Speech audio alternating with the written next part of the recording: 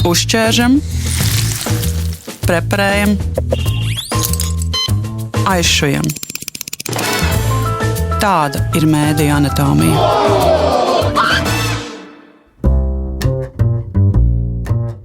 Oksfordas Universitātes paspārnē strādājošais Reuters žurnālistikas pētījumu institūts katru gadu veic pasaulē lielāko pētījumu par cilvēku, ziņu, lietošanas, paradumiem, kā arī par Mediju, darba, izmaiņām. Pētījumam gan ir limiti, piemēram, tas neaptver Krievijas un Ķīnas mēdījus un mazā tirgus dēļ arī nenotiek Baltijas valstīs. Tomēr tas jau kopš 2006. gada pēta tendences un jaunumus mediju vidē visos kontinentos. Mediju anatomijā šonedēļ saruna ar vienu no pētījuma autoriem un digitālo stratēģi Niku Ņūmanu. Ar viņu sarunājās Zane Ozoliņa. Do you find that people still need the news? Do they trust the news in 2024, but did they in 2023? I think that journalists look around the world and what's happening in terms of the uncertainties, political uncertainties, economic uncertainties, and take the view that journalism has never been more important. But what the audience evidence shows is that many people are sort of turning away from the news. So either disconnecting and accessing it very rarely, or deliberately avoiding certain subjects, partly because it makes them feel depressed. So over the last 5 years in particular, we've really seen the sort of decline in consumption. Your survey covers a lot of territories, like almost all the world, all the continents. How do you describe the picture there where people still trust journalists and journalism, and when there are some worrying trends? And what we've seen is a mixed picture, but in large countries, particularly countries where you've got more polarized politics like the United States, United Kingdom, France, big countries where we've really seen divisions open up on culture, on politics, we've seen a decline in trust, a very significant decline in trust in almost all those countries. In a few countries where there are, particularly in sort of North Europe and Nordic countries, so Finland traditionally always comes out top for news trust, we haven't seen those same declines, and it's been pretty stable actually over the last 10 years. So it's not happening everywhere, and it's quite interesting to look at where trust is declining, where it isn't, and it very much is tied in with these sort of really divisive debates that are going on around culture and politics. And it's partly because people see things in the media that they disagree with strongly, and they often blame the media, who particularly public media like yours are trying to represent all views, and people feel so strongly about one side or the other that they end up blaming the media company. Yes, that is true. Here in Latvia, we are. I think the public media gets to be blamed most of the time. Like, you don't know how to do, you are just wasting the taxpayers' money. Is that a tendency all over, that people are criticizing more and more and judging media because they have a feeling, I know better? When you ask people about, media criticism, and we did this last year in the report, we see that in most countries, people see a lot of criticism of the media and of journalists. They report that they see it in social media primarily, but also through traditional channels and politicians talking about it as well. So, it would have been unheard of 20 years ago to have a politician, or not unheard of, but very rare to find politicians directly criticizing the media.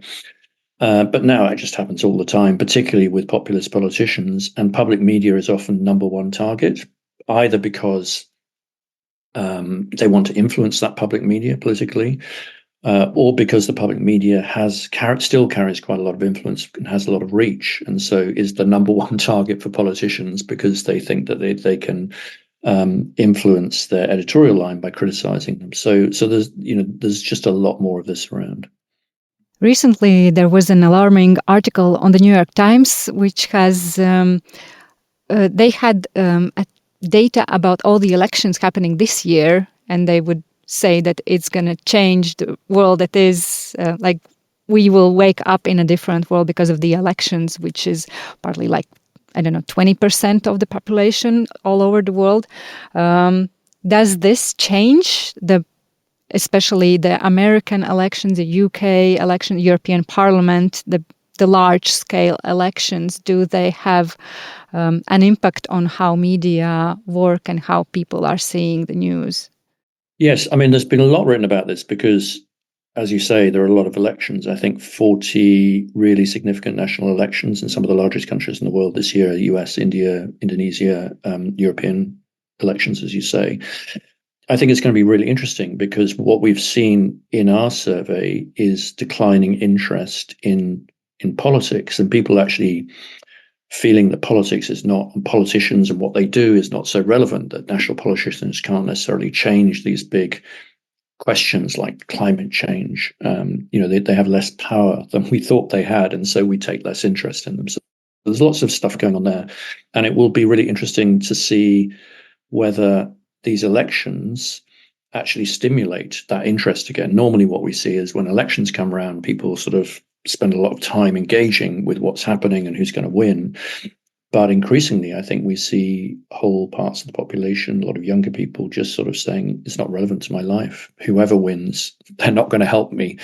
And so I think that sense of powerlessness is really a challenge for politics and politicians, because they are losing touch with parts of the electorate. But it's also a challenge for media companies. Part of the role of media is to be part of that democratic process, laying out, helping people to understand what the choices are in elections. That's a key part of the role of media. And so I think it's quite existential, actually. Do you see there's a part of that with the war in Ukraine and now in the Middle East? Because I know the politics wasn't part of the survey, but we have this fatigue of the news as well. And it is mostly about Ukrainian war, because we were so hyped up and, following the news at the beginning. And now people are just tired. And also what you mentioned, the feeling that they have no way of impacting things and they are just turning off news altogether. I think individual stories, it's always been the case in a way, long-running stories, it's hard for the media to engage people with, it's easy at the beginning because it's new and different, but when it grinds on and there's no solution, people feel powerless and they often turn away from these kind of stories. And Ukraine's part of that, and I think the Middle East increasingly is becoming part of that. In our survey last year, we saw, really interesting, that people living in countries closest to Ukraine actually are seeing the biggest amount of news avoidance of Ukraine. And I think that's partly because the media companies in those countries are still doing a lot of coverage of it, and that's not matching necessarily where the public is on that. So it's not necessarily that people aren't interested, but it's just like it's everywhere in the media, and people, they hunger for something else, more diversity, more range of stories, something else to think about. And some of that is just sort of natural human reaction. And one aspect that you also pointed in the survey, that people are not really anymore following news outlets or media as such, but more looking for these influencers. And that is, driving in despair media managers, like what to do. Do we have to make all the journalism stars, or are we too late in the game? What is the race here? Yeah, it's a really interesting question, because to audiences, it often doesn't matter where you get the news from, as long as you find that person is trustworthy. And so a lot of it comes out in the sort of individual and the personality. And so we're seeing personalities becoming not necessarily more important than brands, but in some cases more important than brands, because those are the people that young people trust and listen to, and those are the people they find engaging. And this works in lots of different ways. In the Ukraine war, for example, you have a lot of amazing academics or people who've studied Ukraine all their lives building up huge followings because they actually often know more than the journalists. So there's sort of positive and negatives from an information point of view. I think when we talk to young people about this, they don't want journalists to behave like influencers. They want journalists to do what journalists do. They want them to do it maybe in a more accessible way, and in a way that in a different tone of voice, but not to lose the values of what makes journalism different. So it's challenging. What are the trends in the way people are getting the news, or the programs or podcasts. I found it interesting in your presentation for Riga that the WhatsApp is top one in a trend how to reach the audience now. Yeah, so I mean, a number of things. So first, I mentioned already that one of the big trends we've seen over the last 10 years is the decline in traditional sources. Now, that started with print, but it's increasingly television news and broadcast news. So we're really seeing an acceleration in that decline, particularly with younger users.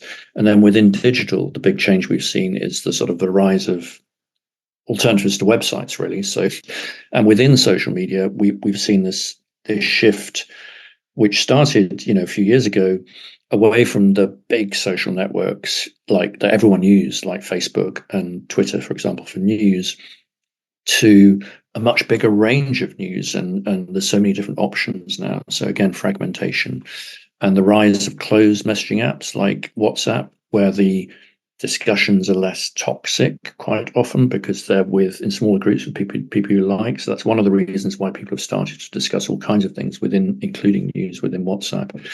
And that's not in every country, but in most countries, WhatsApp now is a major source of news. And in some countries like Africa, in Africa and India, for example, it's really significant, and it's where a lot of the political discussion happens. So it's not a universal picture. It's slightly different in different countries, but the general trends are moving away from these big open networks like Facebook and Twitter into more closed environments. And then the rise of short form video networks like TikTok and YouTube, which is also focusing more on short form now, is another sort of really interesting trend right now. It would be amazing to have easy answers. That's why I'm asking about the trendsetters. But could there be one part of the world, or America, with the elections coming up, which would be in the focus of attention? Will they set the new trend in the means of all the media things, including misinformation? There is no silver bullet. There's no single answer, and it almost certainly won't come out of the United States, or at least what's appropriate in the United States context won't necessarily work in a Latvian context or in a Norwegian context or whatever. I think there's lots we can learn from the US, and obviously that is where a lot of the innovation is happening in artificial intelligence and in news business models. But to be honest, I think particularly for small countries, as much of the learning can come from looking at Norway or Sweden or other countries which are also hugely entrepreneurial, very ahead in terms of using new technologies like AI to make content more relevant, and are probably more relevant in terms of the business models because they're about small markets rather than large markets. And it's very hard to apply something that works in the US necessarily to Latvia directly. Speaking of the business models, is it still relevant to think about media as a source of successful income, to invest in it? I think if you sort of take a historical perspective on this, news was never necessarily that profitable if you go back a long way, and it was often just a way in which powerful people could get influence, was owning a newspaper.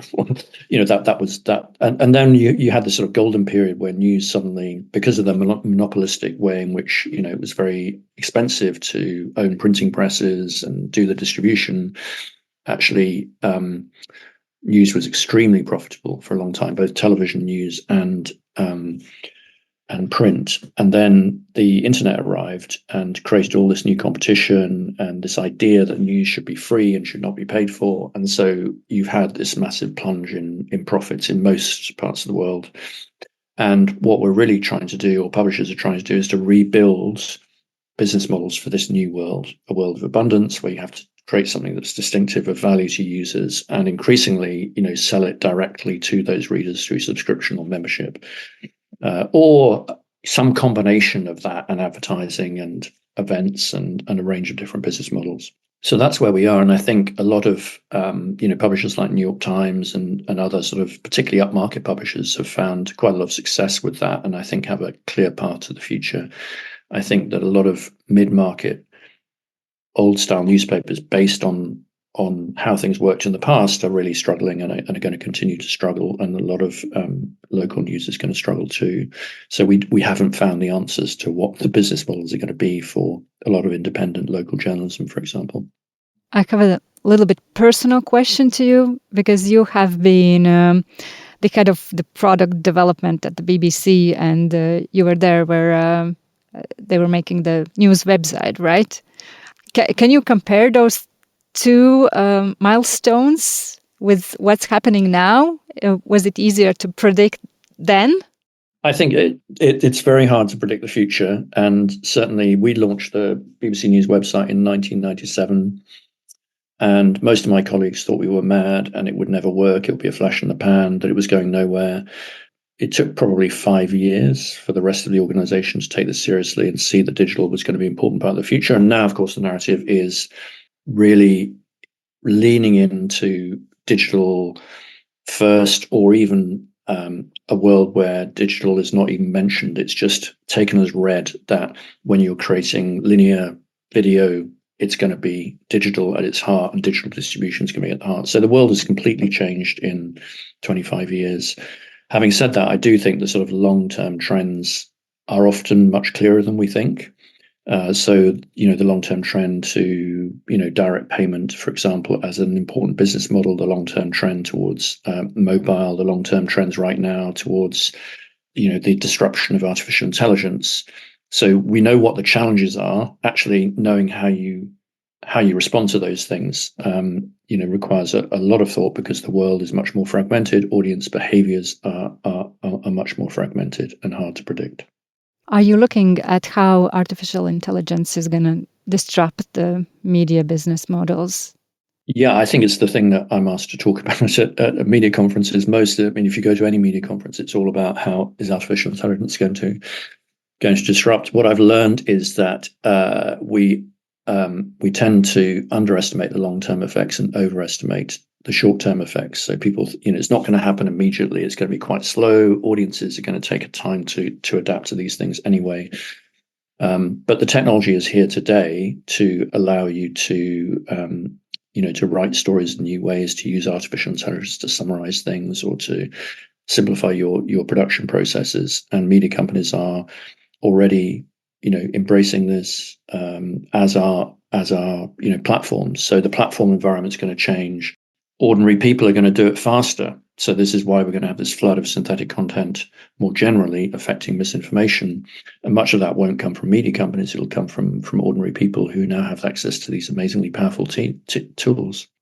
You mentioned the ordinary people, that media are not moving fast enough for ordinary people. And media journalists and owners just have to become ordinary people to win this game. I think it's a mixture. I think you don't necessarily have to be first, but you have to mix, what it is that is valuable about the heritage and the vision, which is probably still going to be relevant in the future. Audience behavior is changing really fast, and traditional media companies are really slow at making that change. When we started the BBC News website, it was set up as a startup, essentially 30 people in a loft, and we had very little contact with the rest of the organization. It was deliberately set up that way so we could disrupt the culture. Otherwise, the culture of the BBC and of television and radio would have taken it over and smothered. What we needed to create was new ways of telling stories. And so for 5 years, we were able to be, digital creatives, if you like, and to break all the rules. And, and only now is all that being absorbed into the sort of the core. And I think that's a really important lesson, that sometimes you need to break the rules and bring different people in and have more diversity in your staffing to really be able to make the change that you need to make. Dzirdējāt sarunu ar Niku Ņūmanu, Reuters žurnālistikas pētījuma institūta pētnieku un digitālo stratēģi.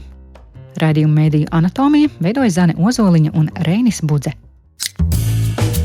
Uzķēršam, preparējam, aizšujam. Tāda ir Mediju anatomija.